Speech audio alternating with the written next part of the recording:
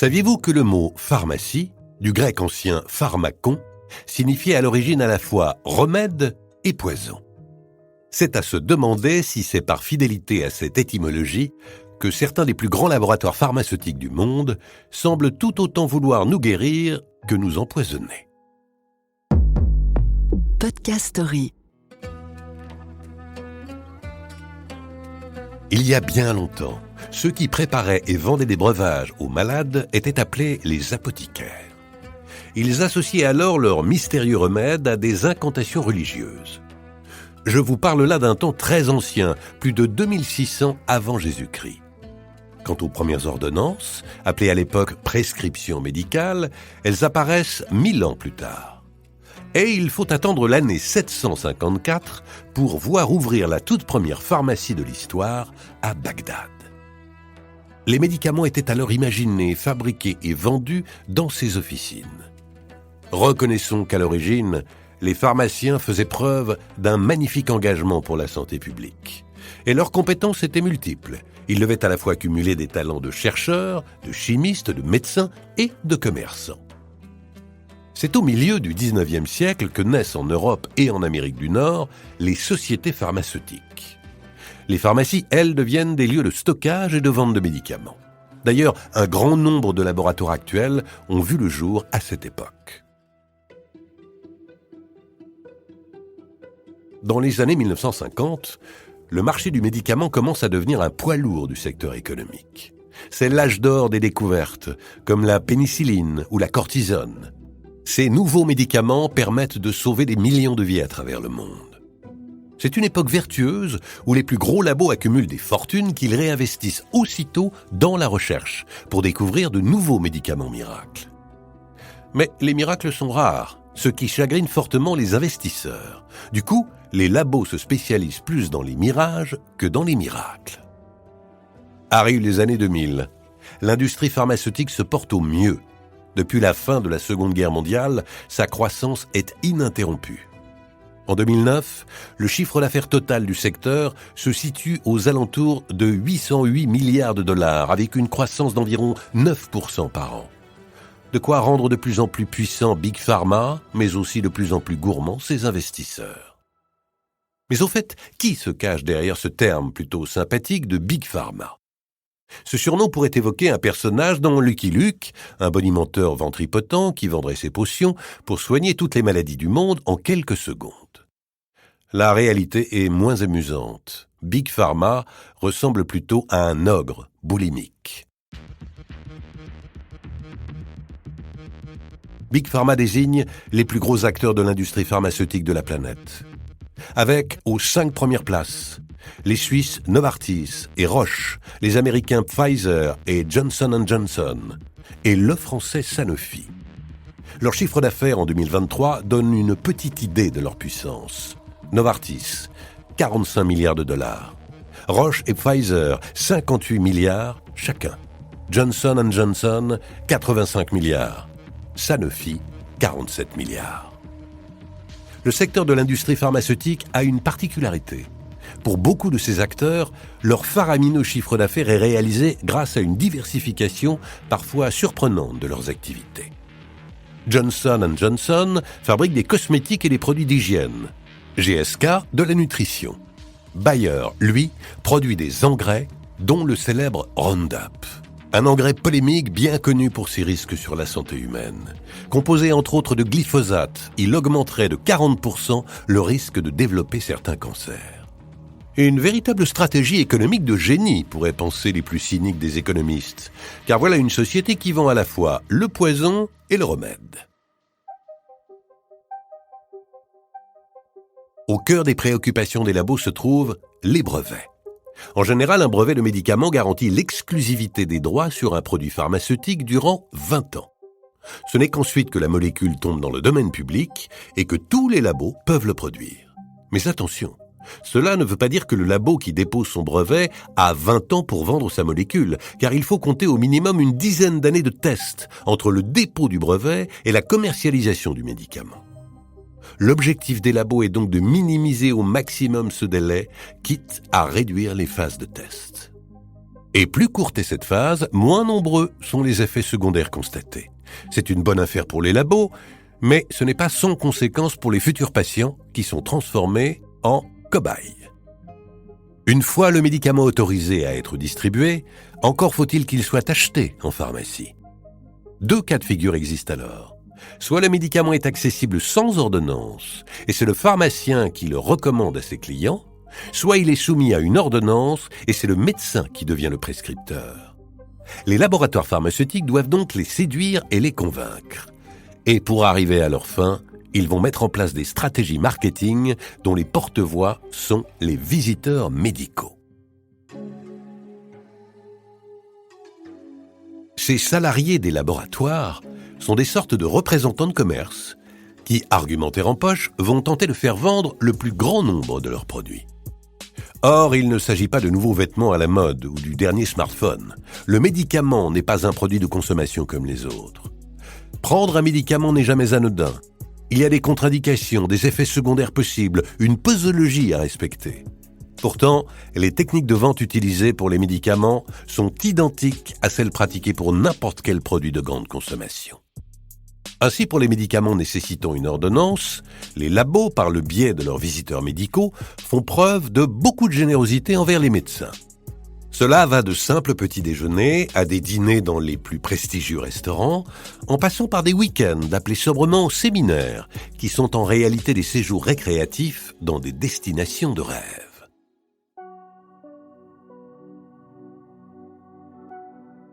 En 2003, en France, on estime que l'industrie pharmaceutique dépense plus de 20 000 euros par an et par médecin. 20 000 euros de petits déjeuners, de dîners et de séminaires ensoleillés, ça permet de bien manger et d'être bien bronzé. Comment, après de telles attentions, ne pas être tenté de renvoyer l'ascenseur à un visiteur médical, qui ne demande que ça pour faire monter ses commissions?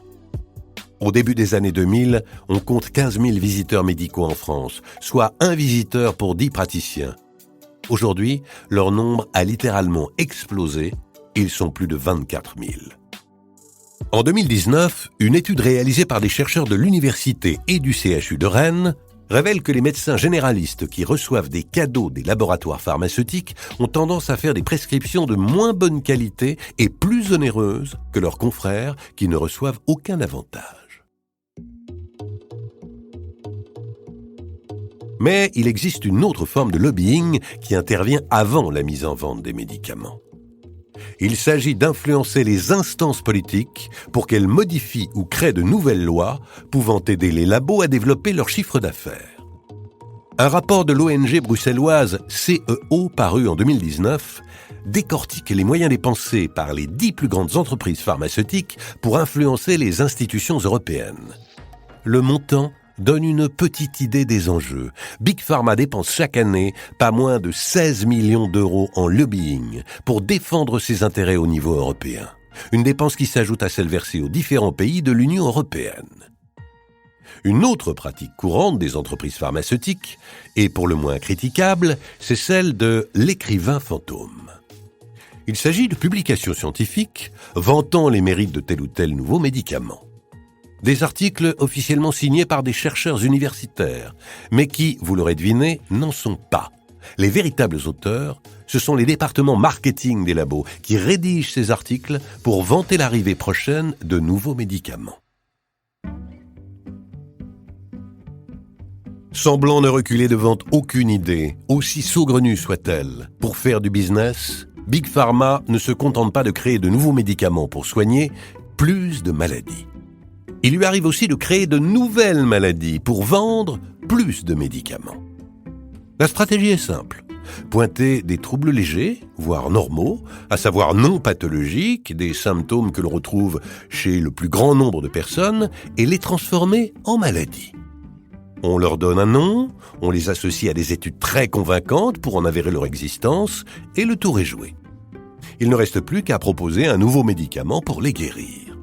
Ou comment apporter des solutions à des problèmes qui jusqu'alors n'en étaient pas.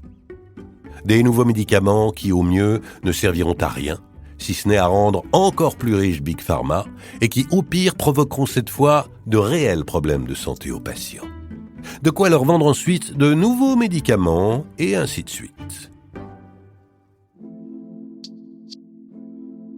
C'est ce qu'on appelle le façonnage de maladies, un principe qui s'est fortement développé ces 20 dernières années. Ainsi est né par exemple le syndrome métabolique, surnommé par les intimes le syndrome de la bedaine.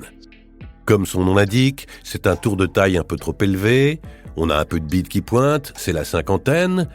Il concernerait 1 personne sur 4 dans le monde. En réponse à cette nouvelle problématique de santé, Sanofi sort en 2007 l'Acomplia, une molécule qui répond parfaitement à ce syndrome. Une terrible machine marketing se met alors en marche avec de fausses études scientifiques, des articles de presse et des livres signés par des chercheurs réputés. En quelques mois, l'Acomplia fait un carton en pharmacie et rapporte des millions d'euros. Mais un problème arrive. Un peu plus d'1 an après sa commercialisation, le corps médical commence à s'inquiéter. De nombreux effets secondaires sont constatés chez leurs patients. À l'époque, en France, 50 000 personnes prennent de l'Acomplia. Plus de 1200 cas d'effets indésirables sont répertoriés. Des effets qui ne sont pas anodins.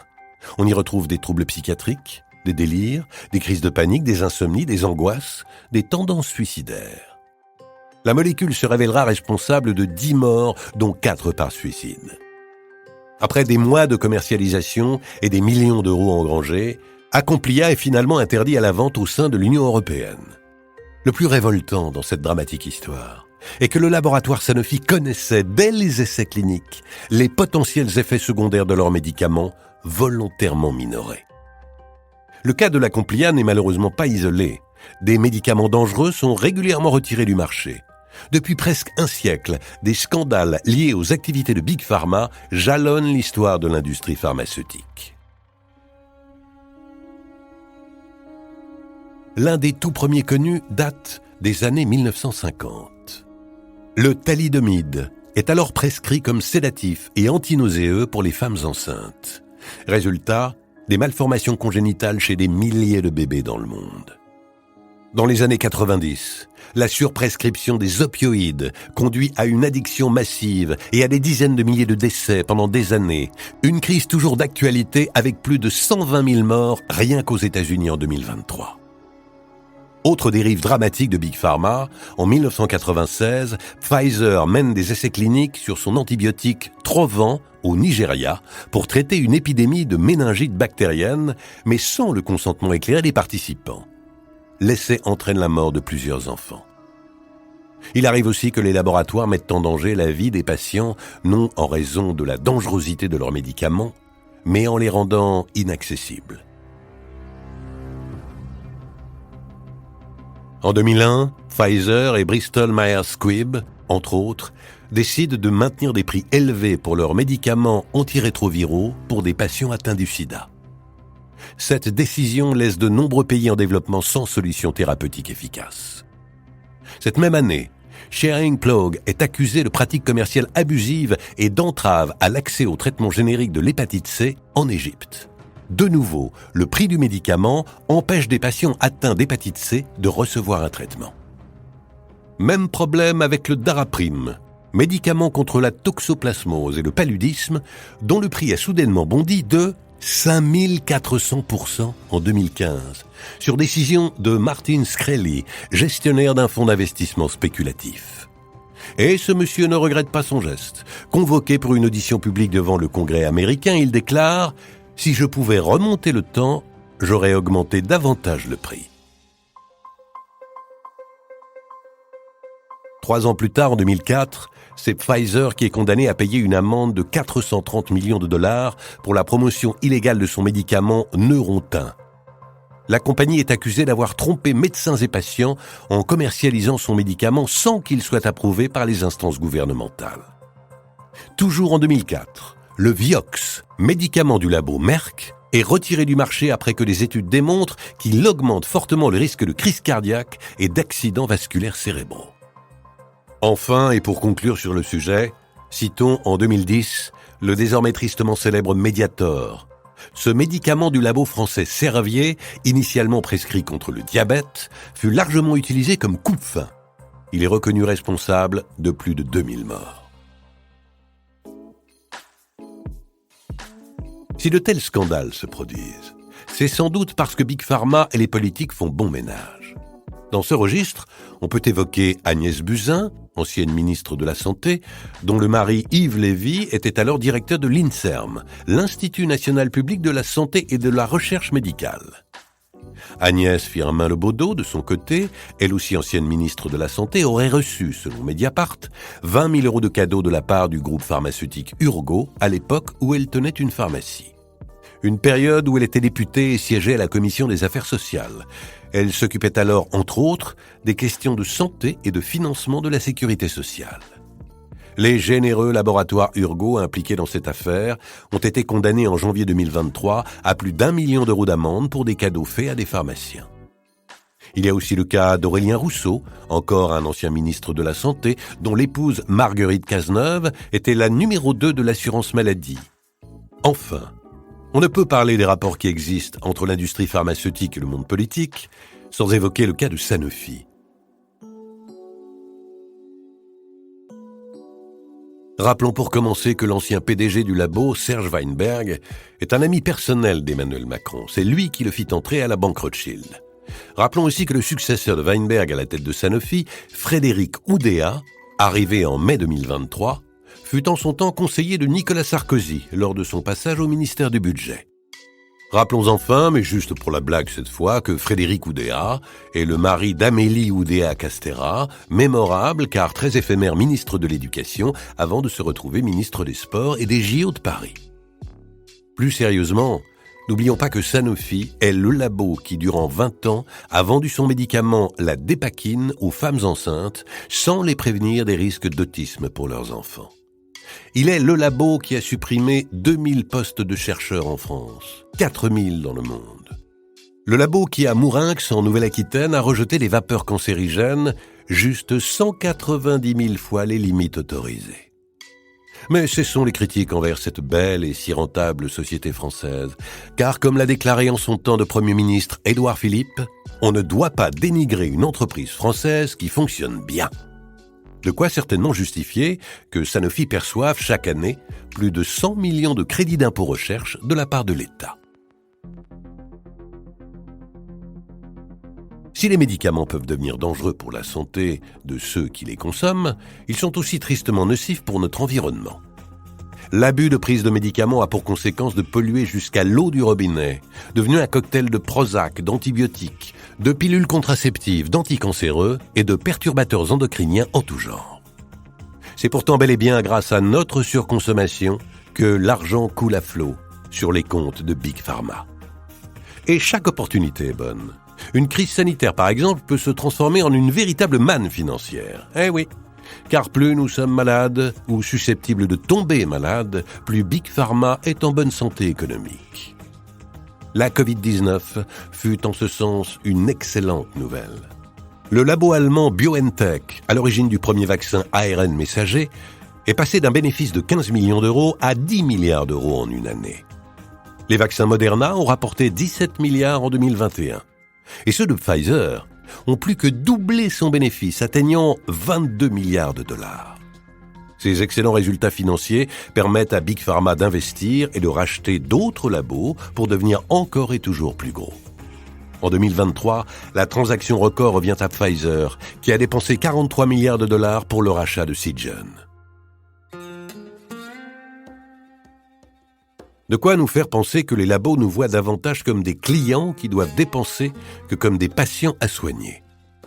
À l'époque du Far West, lorsqu'un voleur vous braquait, il vous posait la célèbre question « La bourse ou la vie ?» Sous-entendu « Donne-moi ton argent ou je te tue ». Aujourd'hui, Big Pharma ne nous pose même plus de questions et ne semble pas plus s'en poser. Il a choisi à la fois la bourse et la vie. Podcast Story. On a tous une histoire à écouter. Ne manquez aucun épisode de Podcast Story. Abonnez-vous et mettez 5 étoiles sur Podcast Addict, Amazon Music ou Spotify.